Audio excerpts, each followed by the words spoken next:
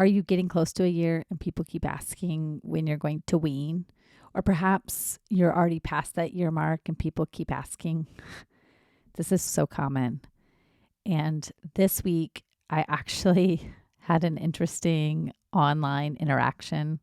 I try to be so kind and compassionate to everyone I interact with online that I don't usually have negative interactions online. It's really quite rare.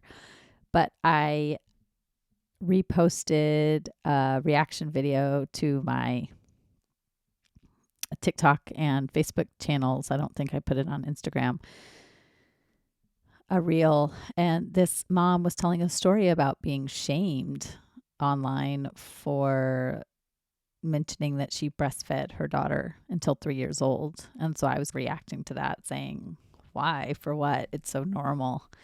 And somebody posted underneath my video that there was a kid in her neighborhood who breastfed until kindergarten, and the mom was very weird and he was very weird, and she won't let her kids play with anyone who nurses beyond infancy because it's very strange and it makes the kids very weird. And typically, when somebody posts something negative on any of my channels, I take a second to say, can this person be educated? Or is this person demonstrating a fixed mindset and so it's not worth even trying? And I generally just scroll on by and things don't bother me. But I thought maybe this person hasn't learned anything about the biological norm for breastfeeding and weaning. And so I left a short comment just asking a few questions like, I wonder if you've learned about the anthropological and biological norm for how long babies tend to nurse across the world. And I said something like, I bet you know many more people who nurse beyond infancy, but because it's not supported culturally, they do it in secret. And so you don't even know about them. And then she responded, obvious that she had no interest in learning. So I did not continue to engage. But this made me think that it might be interesting to talk about what happens with human milk over the years, over the months and years, and what that means for infants and toddlers and why it might be good for them to continue nursing. And then also a little bit about the anthropological and biological research when it comes to the normal age of weaning. So let's get into it. When I began breastfeeding, I was blindsided by how difficult it was. Having known only a handful of people who had ever done it and only seeing it up close a couple of times, I had a huge learning curve. Since then, I've become a doula, a childbirth educator, and an internationally board certified lactation consultant, or an IBCLC.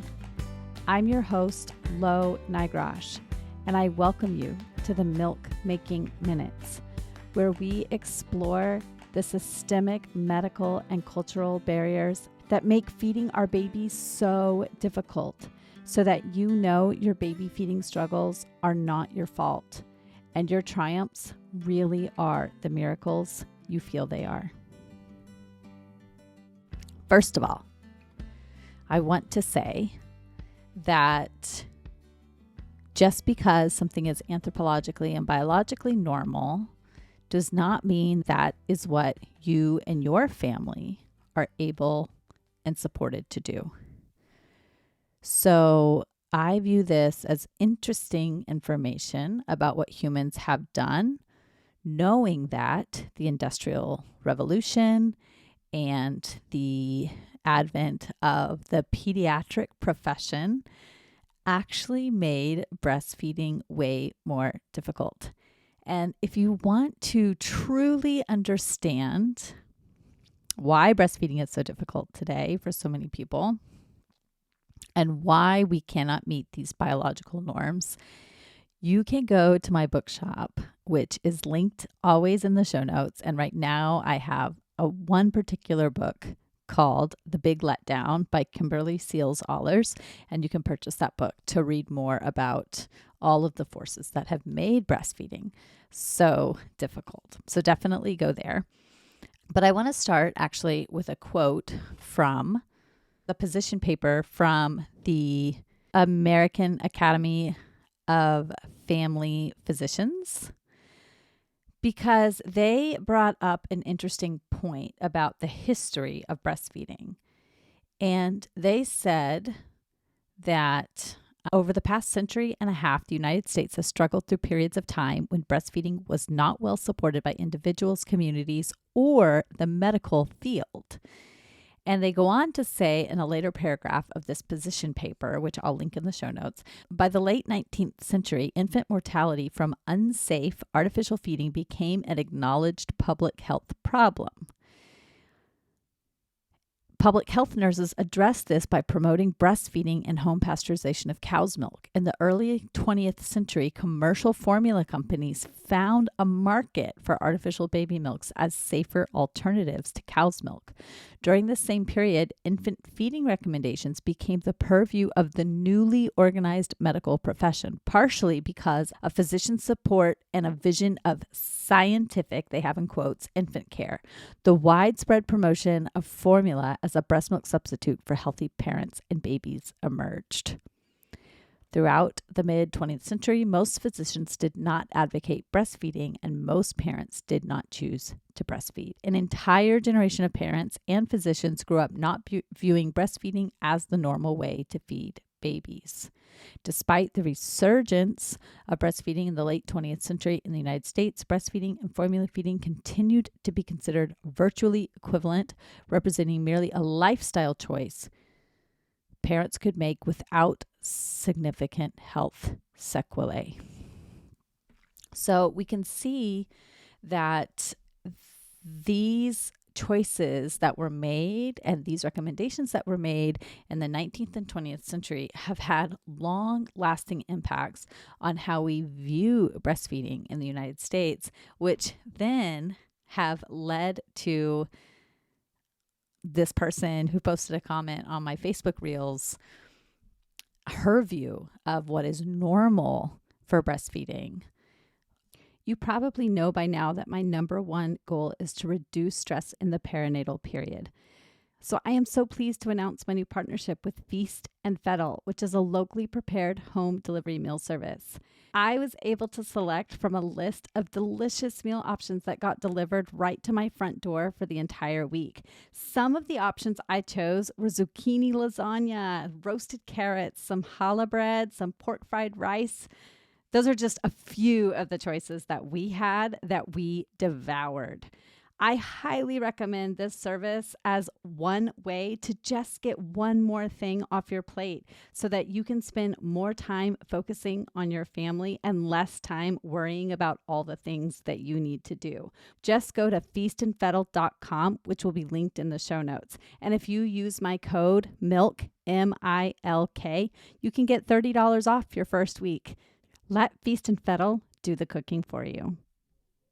But we know actually from the anthropological data that there has been a wide range, historically and anthropologically speaking, of what has been considered the normal age of weaning. So Aristotle stated that breastfeeding should continue for 12 to 18 months. I don't know why he always gets brought up. Like, why does he have any say on how long people should feed their babies human milk? But I think this is often noted because he did say it, and it gives us a kind of an idea of what people in his time were thinking about. Mothers in Zulu societies have traditionally breastfed their infants until 12 to 18 months, but that was when a new pregnancy would be anticipated. So weaning was associated with a new pregnancy. Ancient Hebrews, we know, weaned at about 3 years of age, and most children in traditional societies are completely weaned between 2 and 4 years of age. Now, one of the points that the parent made on my Facebook reel was, in underdeveloped places, they need to wean for longer because they have less access to nutrition. there are more diseases, but actually that's not true. The nutritional components of human milk are the same regardless of where you live. And if you go to kellymom.com, there I'll link this as well. It gives some really great information about the benefits of human milk beyond infancy.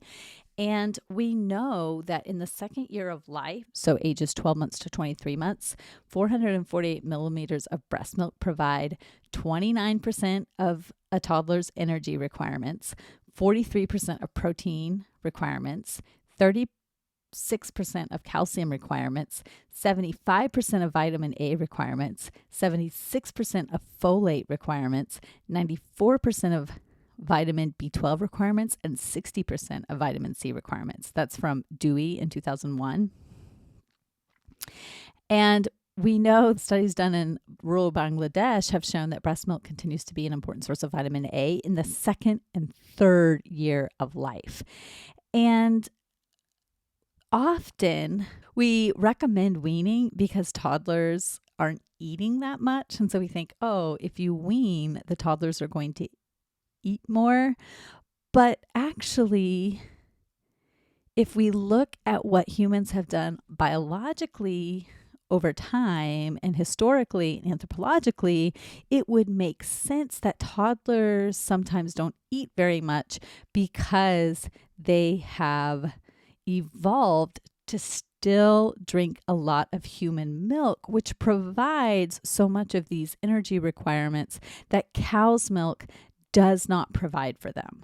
And so if we think of it in the opposite way, that if they were still taking human milk, then we would not need to be so concerned about their solid food intake because they would still get a lot of what they needed, and then it would complement what they were taking in solidly.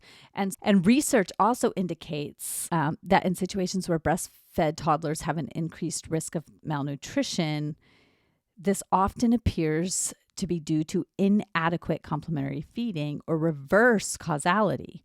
In one study of 250 toddlers in Kenya, solid food intake increased after weaning, but not enough to replace all the fat, vitamin A, and niacin that the child had been getting via breastfeeding. And that's a study from Oyango in 2002.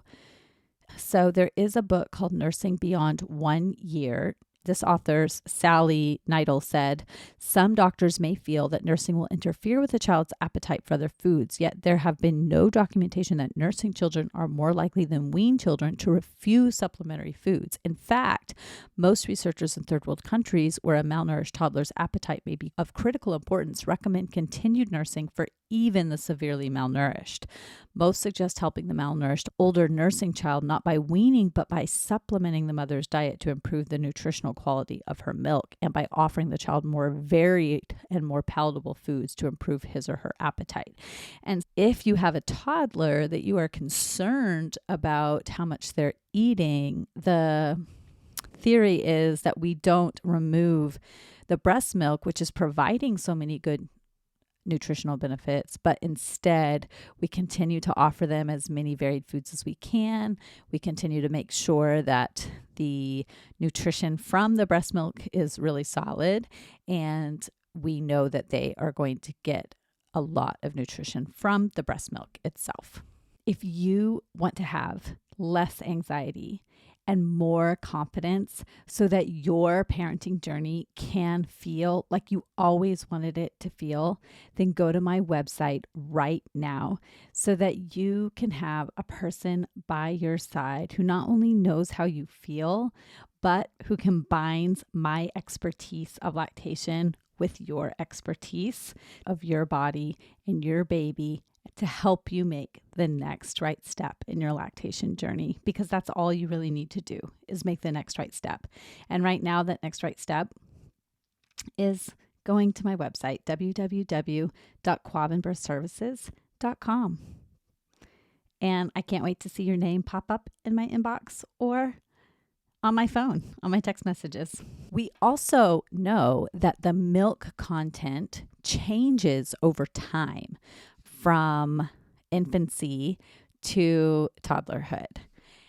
So in infancy, the majority of the caloric intake is from carbohydrates. But once the child has grown to be a toddler, the milk is significantly higher in fat than the milk received by younger nursing babies.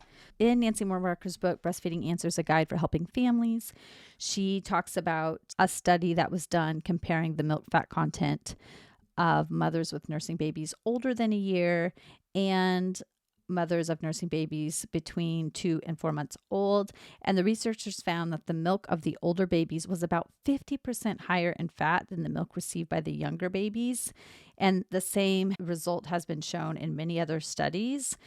We know that this higher fat content is really good for the growing needs of the toddler.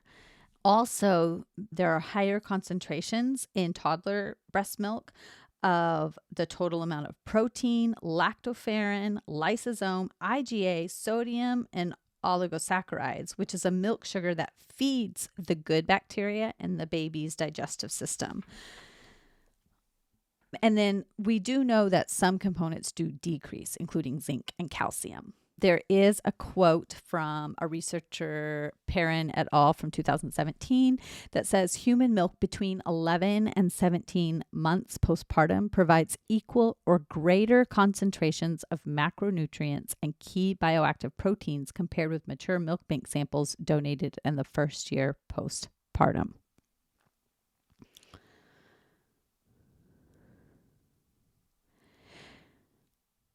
So we know that the milk for a toddler changes to meet their needs, which is another reason why it is not necessary to wean a toddler if everybody in that breastfeeding relationship is still happy with what is happening. The person who posted also brought up other animals and said, animals know when to wean their babies. I don't get why human mothers don't always know when. And so I just wanted to bring up this point that, yeah, animals don't care about what other animals are thinking about them when they're weaning. And so here are the markers, the anthropological and biological markers for when an infant is ready for weaning. And they're this. When an infant reaches 4 times their birth weight, so in humans, this happens at around 2 to 3 years, the age when the infant is 6 times the length of gestation, which for a human, that would be 4.5 years of age, and the age when the molars first erupt. So a lot of people thought that it was canine teeth because this was written in one of those first science-based pediatric books that was written by a medical doctor in the 20th century for parents to use science-backed parenting that really did not have a lot of scientific evidence in it when they were recommending formula instead of breastfeeding. So that's usually years or older, and then age when all of the baby teeth have fallen out, 5 to 6 years or even later. So these are the ages that we are seeing that mammals wean. So if you look at comparative biology, and I'm looking at this from lactationtraining.com, so I'll link this as well. But when we are looking at comparative biology, comparative biologists have attempted to name an age of natural weaning for humans by looking at what other mammals do. And it's so interesting because we see when other mammals wean. So a rabbit weans at around 28 to 35 days. And we think, oh, yeah, that's really short. A cow, it's 180 to 240 days. If we use the markers I just named, when an infant reaches 4 times their birth weight, their length, 6 times their length of gestation, when the molars first erupt, and when the baby teeth have fallen out, actually, baby rabbits double their birth weight in 6 to 7 days. So they are nursing for 4 times that long. And humans double their birth weight on average in 105 to 126 days. So if you multiply that by 4 to keep up with the rabbits, human babies would need to nurse well past their first year of life. And if we look at cows, a calf doubles its birth weight in approximately 36 days, meaning cows nurse 6.5 times as long as it takes to achieve that. So a human baby would have to nurse until about age 2 to reach that mark if we compare to what a cow does, for instance. And then one last interesting fact about animals, which if she had done any Googling at all, she would have found that our closest animal relatives, other primates, nurse their babies for years. And there's a really great 2-minute listen on NPR, Up First, Morning Edition, about orangutan moms, and the title is Orangutan Moms Are the Primate Champs of Breastfeeding. And it says that orangutan moms in the wild supplement young orangutans' diet with breast milk for up to 8 or 9 years, which is very long. And it's part of their survival strategy, but it provides them lots of extra nutrition, just like it does our babies. And so this person who ignorantly posted on my Facebook reel really didn't know what she was talking about. And people who are pressuring you to wean earlier than what you prefer don't know what they are talking about. And so when it comes to answering their questions, you can send them this podcast episode and say, before we have any more questions about this, just listen to this. Or you can just decide that their questions are not worth your time and ignore them. Or you can retort with something like, I don't know, I was thinking maybe we would breastfeed until they go off to college. That seems like a good time to wean. So you get to decide how much you would like to educate people who are pressuring you to wean earlier than what you want. And don't let this podcast episode pressure you to feed longer than what you wanted, because it is very clear that what matters most is that both mom and baby, both parent and baby, are happy with the feeding arrangement. So if you have no longer become happy with your feeding arrangement, then you are very entitled to make changes, because your health and happiness matters too. Are you dying to talk more about some of these interesting findings? Me too. Join my Milk Making Minutes community group, where parents and professionals come together to talk about the systemic barriers that make breastfeeding so difficult and are on our way to making big changes. Join me there. And if you are in those postpartum days, which some studies show last up to 7 years, and you need and deserve a break from cooking, then go to feastandfettle.com, where you get $30 off your first week of home cooked meals delivered right to your front door. And have I said in previous episodes how delicious they are? Because they really are. Check that out. You won't be disappointed. Bye.